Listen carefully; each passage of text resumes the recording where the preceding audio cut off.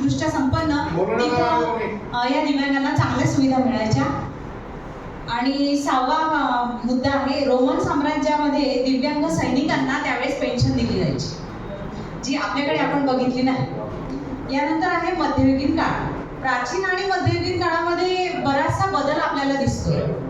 यामध्ये पहिला मुद्दा आहे, मध्ययुगीन काळामध्ये चर्च आणि मठांमध्ये दिव्यांगांना आरोग्य सेवा दिली जायची आणि आधारही दिला जायचा, जेणेकरून त्यांचं जीवन जे आहे ते सुसह्य होईल, त्यांना त्रास होणार नाही.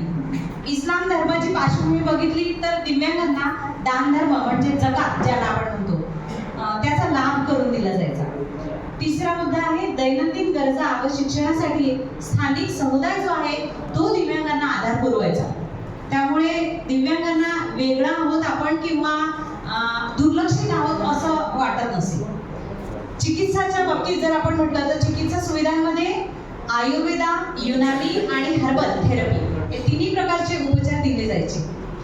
5वा मुद्दा आहे, मध्ययुगीन काळातला आधारासाठी त्यांना काठी आणि छडीचा वापर करता येऊ शकत होता.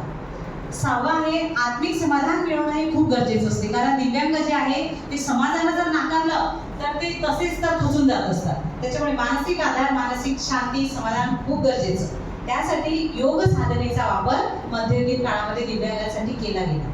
आणि शेवटचा 7वा मुद्दा आहे, काही शहरांमध्ये दिव्यांग व्यक्तींना आश्रय देण्यासाठी ज्या संस्था कार्यरत होत्या त्यांनी